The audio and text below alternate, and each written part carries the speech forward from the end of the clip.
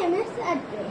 Today I am going to try to experiment about what sinks and what floats. So let's begin. You see this pencil. We put it on it. What do you think? It will float or sink? Let's see.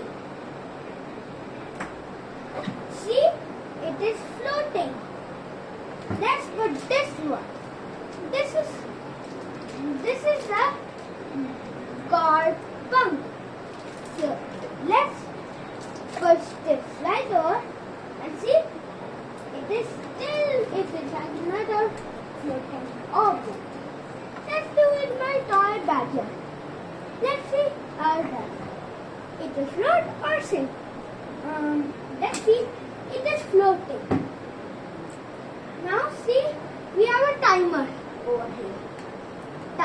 Let's see how it floats. We will remove the timer. It is still floating. Now see, we have got this plastic container box. And now see, it has a crack in the middle. If we put it right, it will float. See, it is floating. If we put this keychain above it, let's see. Wow, what is happening? The keychain is rising up and even sinking down. Because this one, you see, this is made of metal. And all of this is made of wood. So, now we have got this pin.